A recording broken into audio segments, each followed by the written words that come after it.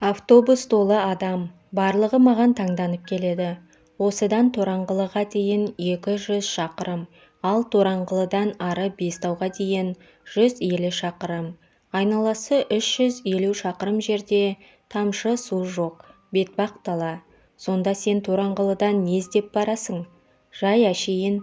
Қой бала, жайдан-жай ешкім басқа Тораңғылыға бармас болар. Қой, не осы жерден қалда, болмаса бізбен бірге Бестауға бар. Тораңғылыда баяғыда-ақ мүжіліп қалған иесіз қорадан басқа дәнеңе де жоқ. Жоқ, көке, мен Тораңғылыға барамын. Есің дұрыс па?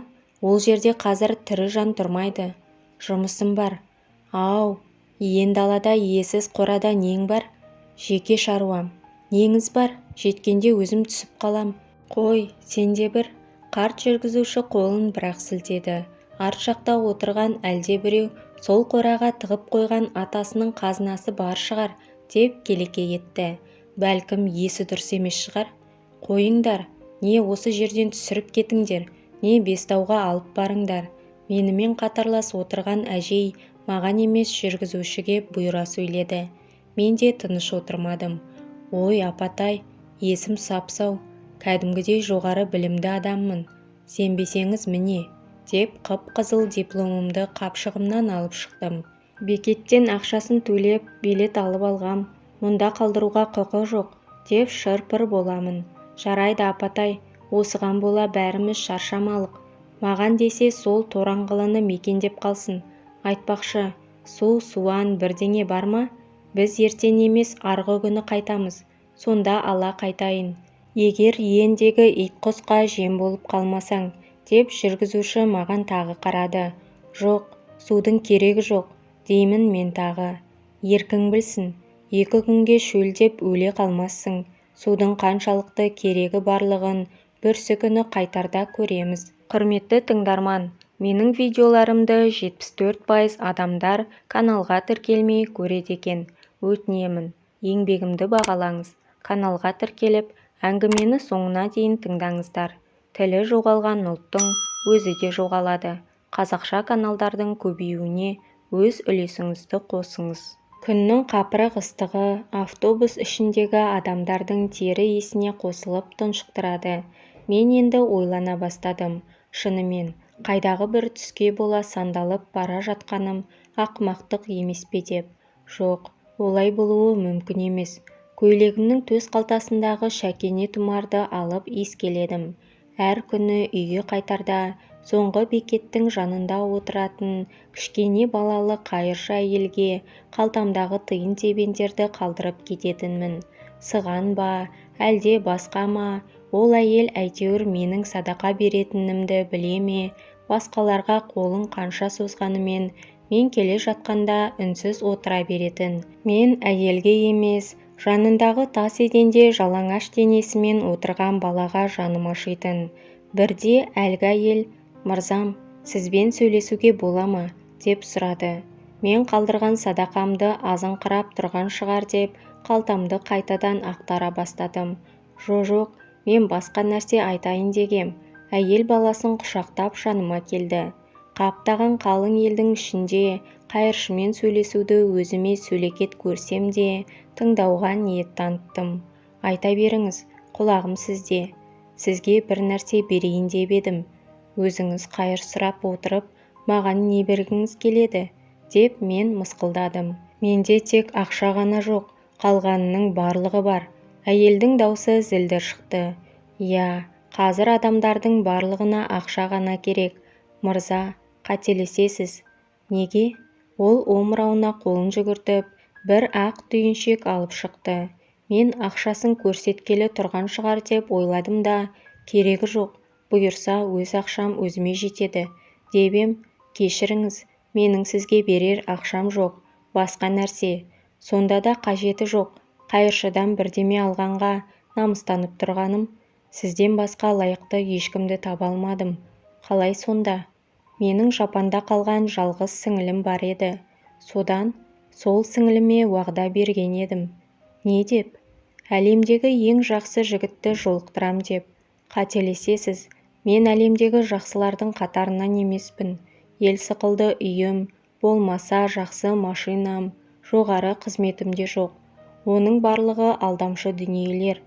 Қызық екен, сіз менің сіңілімді көрген жоқсыз. Иә, рас айтасыз, көргенім жоқ. Көруге де онша құштар болып тұрғаным шамалы. Мына тұмарды алыңыз. Әйел түйіншекті шешіп, ішінен Шәкене ғана тұмарды шығарды. Қажеті жоқ, алыңыз деймін. Не қыламын мұны? Қажетсінбесеңіз ертең қайтарда қайтарып берерсіз. Әйел қоярда қоймай тұмарды жан қалтама тықпалап салды да орнына қарай кете барды.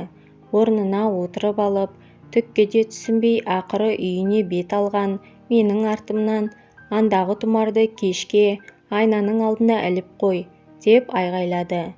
Үй деймін-ау, менде қайдағы үй? Қаланың шетіндегі бір көнеден қалған жатақхананың бір бөлмесінде тұрамын. Үйіме келіп беті қолымды шала шайдым да, қолыма ілінген бір кітапты ала сала оқуға кірісіп кеттім. Кітаптың алғашқы бір бөлімін аяқтап басымды бірақ көтердім. Қарным қатты ашып тұр екен. Ыдыс-аяқ жаққа қарадым. Бәрібір талғажау ете қоярлық еш нәрсе жоқтығын ұқтым. Содан соң сыртқа шығып тамақтануды ойладым. Ол ойымнан тез айныдым. Қойшы, ұйықтап қалсам таңертең жолдан іше салармын деп ойладым. Орын көрпемді ыңғайлап шешініп жатып, манаға әйелдің берген тұмары есіме түсті. Ешбір таңғажайыпты күтпей-ақ мақсатсыз айнаның алдына апарып ілдім де төсегіме қарай кеттім. Төсегіме қарай кетіп бара жатып, ту сыртымнан біреу тесіліп қарап тұрғандай сезімде болдым да жалт беріп айнаға қарадым. Айнаның ішінде аппақ гүлге оранған бір қыз тұр. Селт ете түстім.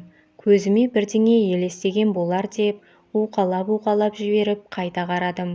Басым айналып, құлағым шуылдап кетті. Орныма барып көрпеге тас бүркеніп жатып қалдым. Құлағыма «Мені құтқаршы, босатшы мені» деген қыздың жалынышты дауысы естілді. Таң бозынан орнымнан тұрып асығыс киіндім де сыртқа қарай жөнелдім. Бұның не кесапат екенін білмек болып, бекет басында отыратын қайыршы әйелді іздедім. Жоқ, бүгін келмепті. 3-4 күн күттім, көрінбеді. Содан 3-4 күн үйге қайтпай жүріп алдым. Ақыры басқа барар жерім болмаған соң үйге қайтуға тура келді. Барлық бәленің тұмардан басталғанын өзім де сезіп жүрмін. Бара сала айнаның алдындағы тұмарды алып, лақтырып тастамақ болып шештім. Ақырын баспалап үйге кірдім. Үй баяғыдай, шашылған кітаптар, жиналмаған төсек орным. Бірден айнаның алдына бардым. Міне, масқара. Тұмар айнаның ішінде тұр. Енді студент кезімнен бастап өзіме серік болған айнаны лақтыруыма тура келді. Қимасам да тыныштық үшін солай жасауым керек деп бекіндім. Қабырғаға терең қағылған, жалғыз тал шегеге ілінулі тұрған айнаны алмаққа қанша талпынғаныммен еш өнім шықпады. Қабырғамен бірге құйылып біте қайнасып қалған іспетті. Енді тек шағып тастап қана құтылу керек болды. Еш ойланбастан бір сирағы әлде қашан сынып қалған ақсақ орындықты алып айнаны көздеп беріп қалдым. Мыңқ етпейді. Қабырғамен бірге мелшиіп тұр. Ары-бері арпалысып, еш өнім шығара алмаған соң, ақыры жалығып үйден қайта кетіп қалдым. Кешке дейін сырт жақты айналсоқтап, арлы-берлі сандалып жүрдім де қойдым. Кеш батты, түн болды. Не де болса тәуекел, қандай ғаламаты болса да көрейін деп үйге қайтып келдім. Мырзам, қош келдіңіз. Айнадағы қыз сөйлеп тұр. Сен кімсің? Өзімді барынша сабырлы, барынша батыл ұстадым. Жынның қызы. Менде не ақың бар? Мені тек сіз ғана құтқара аласыз. Ненің құрметіне? Өзімше кекие бастадым. Өмір бойы сіздің қызметіңізде боламын. Сен түгіл өзімді баға алмай жүрмін. Шынымды айтып тұрмын. Мені құтқарыңызшы, босатыңызшы. Неге? Сайтан шығарсын. Онсыз да басымдағы әурешілігім жетеді. Жоқ, мен жалған айтып тұрғаным жоқ. Мен жынның қызымын. Сенің сайтаннан не айырмашылығың бар? Қанша дегенмен бірдеңелер шимайлайтыным бар ғой, біле қалмақшымын. Сайтан адамдарға қас. Сонда не, жын адамдармен дос па? Иә, қалай? Сайтан жоғары әлемде болған, ал біз жерлікпіз. Ары қарай, адамдар да сол жоғары әлемнен келген. Біз жерді адамдардан бұрын мекендегенбіз. Бүткіл жердің барлығы біздің иелігімізде болған. Содан, жаратушы адамдарды жерге жіберген соң, бізді ығыстырып жіберді. Қайда? Иесіз суға, сосын иен далаға. Бүгінше маған осы да жетеді. Ертең ерте жұмысқа баруым керек. Қыздың сөйлей түскісі бар. Тоқтатып тастадым. Мені босатасыз ба? Ойланамын. Бірақ қазір емес. Ұйықтауым керек. Мазамды алма. Мақұл. Көрпеге кіріп алып ойланып жатырмын. Күні бүгінге дейін осындай өңді қызды көрмеген екенмін. Тек атақты суретшілердің кескіндемесінен бірер рет көзім шалып қалғаны бар. Десе де олардың өзі мына қыздың қасында тіпті білмеймін. Ақыры талығып барып ұйықтап қалдым. Ертесі ертемен тұрып жұмысқа кеттім. Күні бойы айнадағы қызды ойлаумен болдым. Өмірімде кезіксе ғой, деп армандадым. Бірақ біраздан соң, жоқ, солай айнаның ішінде тұра бергені дұрыс, деген ой түйдім. Өмірде болса маған пысқырып та қарамайтын шығар. Бет-аузын секпіл басқан хатшы қыздың өзі қанша рет сөз салсам да, тіпті мұңайлатпай қойған. Түс ауа үйге қайтуға асыға бастадым. Көргім келетін іспетті. Айнадағы қыз екеуміз ай бойы сырласып жүрдік. Бір-бірімізге әбден үйреніп кеттік. Тіпті бауыр басып қалғандаймыз. Жұмыстан үйге асығамда тұрам. Ақыры қызды босатып алуды жөн көрдім. Неше мәрте кесете уағдаластым. Мені тастап ешқайда кетпейтініне өзімді әбден сендірген соң босатуға келісім бердім. Содан, ал енді сені қалай босатамын, деп сұрадым қыздан. Баяғыда өзіңе тұмар берген әйелді тап, сол айтады. Құдай атқыр қайыршы әйел бұрынғы орнына келмейтін болған. Тағы бір ай бойы сандалып жүріп ақыры бір шағын базардың алдынан таптым. Мені көре сала, арайлана күлген әйел, «Мырза жігіт, менің тұмарымды қайтарғалы келдіңіз бе?» деп сұрады. «Жоқ, мен сіздің сіңіліңізді қалай босата аламын, соны сұрағалы келдім» дедім. Барынша ілтипатпен. «Я, ол қайыршы болғанымен қайынбикем болғалы тұр. Барынша ибалы болуым керек қой әрине. Жарайды, уақытыңды жемейін. Мына қағазды ал, сосын қала аралық бекетке бар да Бестауға билет ал. Сосын автобусқа отырып, Тораңғылыдан түсіп қал. Сол жерде көне қора бар. Түн ортасы ауғанда қораның қабырғасынан айна көрінеді. Соның алдында мына қағазды өрте. Ары қарай не болады? Барған соң көресің. Бар енді, автобустан кешігесің. Міне ақша, билет аласың. Ол қоярда қоймай, қолындағы қағазбен бірге жұмарланған біраз ақшаны қалтама сүңгітіп жіберді. Мен асығыс бекетке қарай жүгірдім. Автобус енді қозғалғалы тұр екен. Соңғы билетті алып үлгірдім. Автобусқа шыға, тізгінші кімнің қайда баратынын сұрап жатты. Елдің барлығы Бестауға, болмаса одан әрі Сарықалаға барады екен. Кезек маған келді. Тораңғылыға барамын, деп едім, барлығы шу ете қалды. Онда нең бар? Кеш бата Тораңғылыға жеттік. Тізгінші түсіргісі келмей, біраз қипақтады. Мен де дес бермедім. Билетім алынған, ақшасы төленген. Жолаушы қайдан түсем десе де, өз еркі емес пе, деп қоямын. Бүрсі күні қайтқанында көрермін әуселеңді, деп миығынан бір күлді де, жүргізуші көлікті тоқтатты. Мен иендегі қораға келдім.